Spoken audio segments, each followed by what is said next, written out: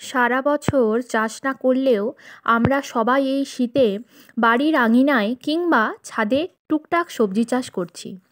বাড়ির চাষ অথচ রাসায়নিক সার ও রাসায়নিক কীটনাশক ব্যবহার করে যদি করি, তবে বাজার থেকে কিনে আনা আর বাড়ির চাষের সবজির মধ্যে তফাৎ কী আর রইল?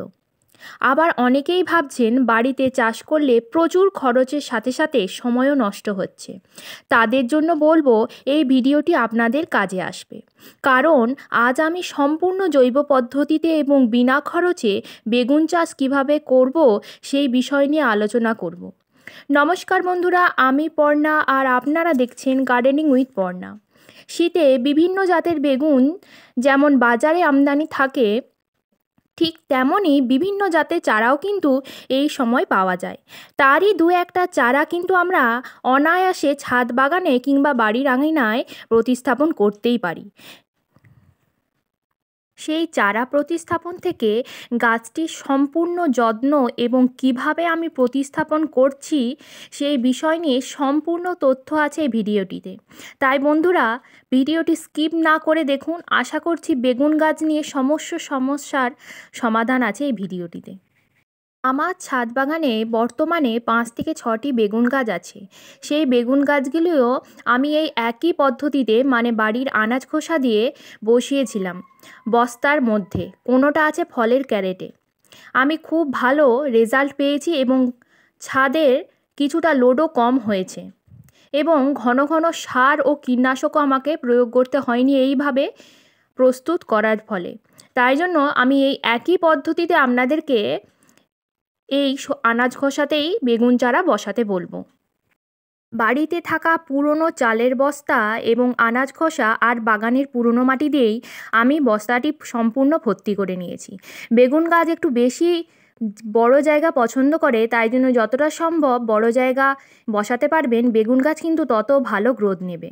প্রথমে মাটির একটা আস্তরণ দিয়েছি, তার উপরে আনাজ খোসা দিয়ে আমি বস্তাটি পরিপূর্ণ করেছি। আনাজ খোসা দেওয়ার পরেও কিন্তু আমি উপর থেকে পুরনো মাটিটি এক আস্তরণ দিয়ে দিয়েছি। এরপর আমি পুরনো প্রায় 1 বছরের পুরনো গোবর সার উপর দিক থেকে ছড়িয়ে দেব, কারণ বাগানের পুরনো মাটি যেহেতু, সেই হেতু একটু জৈব সার আমি এখানে ব্যবহার করব। তাতে প্রথমের দিকে গাছটি খুব সুন্দর গ্রোথ নেবে। উপর দিক থেকে সারটি ভালোভাবে ছড়িয়ে দিয়ে আমি চারাটি সুন্দরভাবে প্রতিস্থাপন করে দেব। আর এখানে বলে রাখি, চারাটি আমার বাড়ির যে আনাজ খোসা আমি ব্যবহার করি গাছের মাটি তৈরি করার জন্য, সেই আনাজ খোসার মধ্যেই বেগুনের বীজ ছিল। সেটি পড়ে থেকে আপনা থেকেই অন্য টবে কিন্তু এই চারাগুলি হয়েছিল। সুন্দরভাবে প্রতিস্থাপন করার পর কিন্তু আমরা অবশ্যই এতে ভরপুর জল দিয়ে দেব এবং নতুন লাগানো চারাগাছটি আমরা 3 থেকে 4 দিন একটু সেমিশেড জায়গায় রাখব। তারপর কিন্তু ফুল সানলাইটে অবশ্যই রাখতে হবে। বেগুন গাছে অত্যধিক পরিমাণে বেগুন পাওয়ার জন্য আমি এখানে একটি ছোট্ট টিপস প্রয়োগ করছি।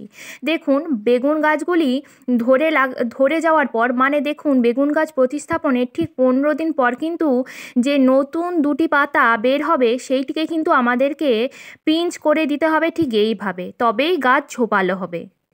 এটা আমার বেশ কয়েকদিন আগে প্রতিস্থাপন করা বেগুন গাছ। আমি এতেও কিন্তু এই টিপসটা ফলো করেছি, মানে পিঞ্চ করেছি। তাতে দেখুন গাছটি পুরো বস্তা ভর্তি হয়ে গেছে, বস্তা থেকে বাইরে বেরিয়ে গেছে গাছের পাতাগুলি কী হারে ঝোপালো হয়েছে, সুন্দর আকৃতি।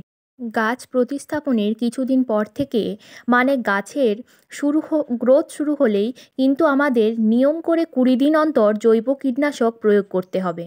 বেগুন গাছে কিন্তু একটু বেশি পোকার আক্রমণ ঘটে, যেমন পাতা ছিদ্রকারী পোকা, লেদা পোকা, ম্যাপ পোকা, তাছাড়া ফল ও কাণ্ড ছিদ্রকারী পোকা। এদের আক্রমণ একবার দেখা দিলে কিন্তু গাছকে সারভাইভ করানো খুব মুশকিল হয়ে পড়ে। তাই আমি প্রথম থেকেই কাকা জৈব কীটনাশক ব্যবহার করছি 1 লিটার জলে 30 ফোঁটা, মানে ওই 1.5 ml দিয়ে প্রতিদিন সন্ধ্যার সময় আমি এটি প্রয়োগ করি। অনেকেই ভাবেন যে বেশি ফলন পেতে গেলে কিন্তু অত্যধিক খাবারের প্রয়োজন এবং তাতে সময় প্রয়োজন। আমি তাদের জন্য এখনের টিপসটা বলি। দেখুন, আমি বাড়িরই ছোট পলি গ্রো ব্যাগ নিয়েছি আর বাড়ির ফেলে দেওয়া আনাজ খোসা নিয়ে এতে ভরছি। হ্যাঁ বন্ধুরা, এইরকমভাবে গ্রো ব্যাগগুলি ছোট ছোট আগে ছিদ্র করে নিয়ে তার ভেতর আনাজ খোসাগুলি সুন্দরভাবে ভরে নিতে হবে। এরপর সুন্দর করে এই আনাজ খোসাগুলি সেই বেগুন গাছের বস্তার মধ্যে রেখে দিতে হবে। আমরা জানি এই আনাজ খোসায় থাকে সব রকম মাইক্রোনিউট্রিয়েন্টস এবং উচ্চ পরিমাণের নাইট্রোজেন, যা গাছের সার্বিক গ্রোথে প্রথমের দিকে আমাদের কিন্তু সাহায্য করবে। তাছাড়াও এই আনাজ খোসায় আমি দিয়েছি কিছুটা পরিমাণ পেঁয়াজের খোসা। পেঁয়াজের খোসা গাছের পাতায় ফসফরাসের যোগান দেয়, যার ফলে পাতার রং গাঢ় সবুজ হয় এবং ফুলও আসে প্রচুর পরিমাণ এবং ফল হয় তা থেকে প্রচুর পরিমাণ। তাই জন্য এই আনাজের খোসাগুলি আমরা এই রকমভাবে মুডলিকারে রেখে দেব গাছের নিচের দিকে এবং প্রতিদিন জল দেওয়ার সময় এর বাঁধনটি আমরা খুলে দেব। খুলে দিয়ে এই আনাজ খোসার উপরেই কিন্তু আমরা সরাসরি জলটা প্রয়োগ করব। তার ফলে কি হবে, আনাজ খোসার নিউট্রিয়েন্টস জলের মাধ্যমে ধোয়া হয়ে গাছের মাটির সাথে মিশবে এবং গাছের মাটি থেকে তৎক্ষণাৎ গাছ তা ইনটেক করতে পারবে। তার ফলে কি হয়, গাছে আমাদের ঘন ঘন খাবার দেওয়ারও প্রয়োজন হয় না এবং অতি দ্রুত ফুল ফলের দেখা পেয়ে যাব আমরা।